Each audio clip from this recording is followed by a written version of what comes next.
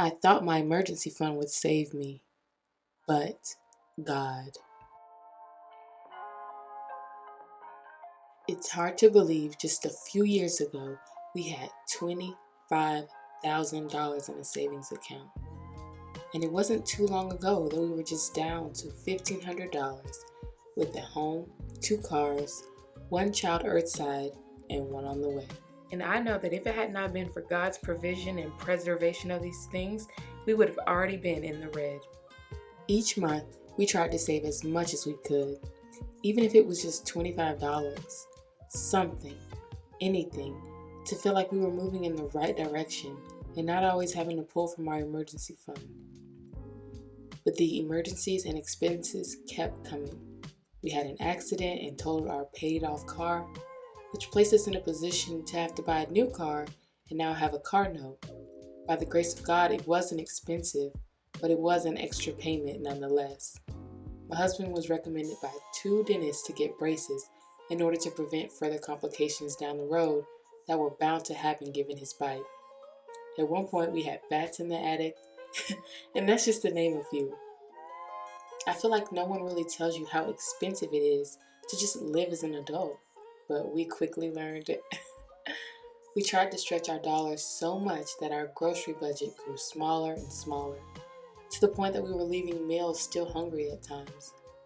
We ended up using the food pantries occasionally to help us afford the one-off expenses of adulthood, like car maintenance, doctor bills, and new tires. We thank God for amazing food pantries like the ones we went to. We thank God for the people in our lives who stepped in and helped us financially. Even their emotional support was invaluable during these low times.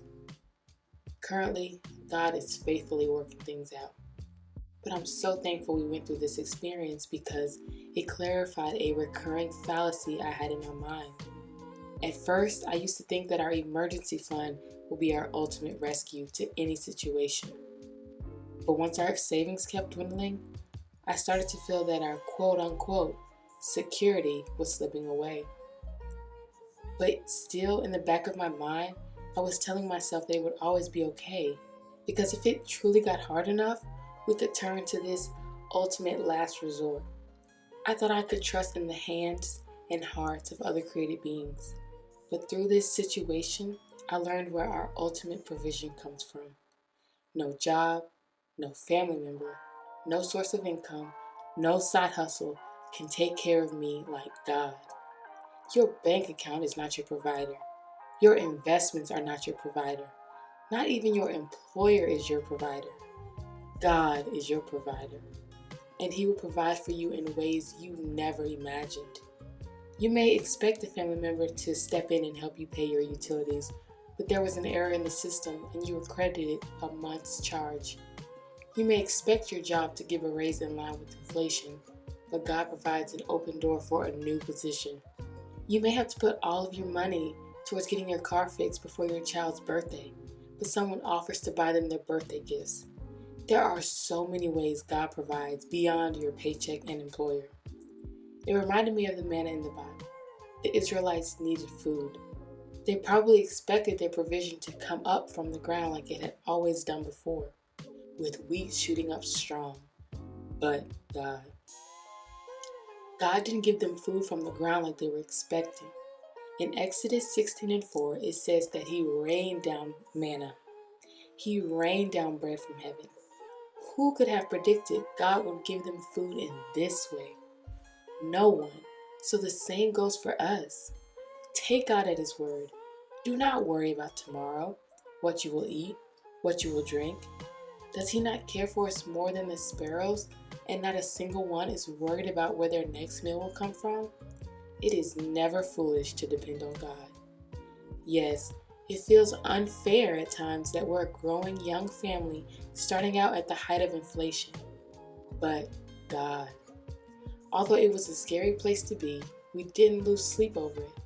You have to choose to trust God at His word. We've been blessed abundantly by God through job opportunities, our community, and in the love we share as a family. When we're all together and laughing with not a single care in the world, I feel like the richest woman in the world. No matter how much money is in the bank, God remains the same and will be with you in every single season. In seasons of famine, in seasons of abundance, you're not alone. Does this mean we stop setting money aside for emergency savings? Of course not.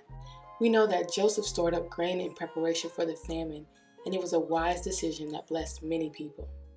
Also, Proverbs 6:6-8 encourages the reader to be like the diligent ant that prepares her food in the summer and later reaps the harvest. Saving is a wise form of stewardship. Also, having margin in your budget allows for generosity and helping others, which is very important to us.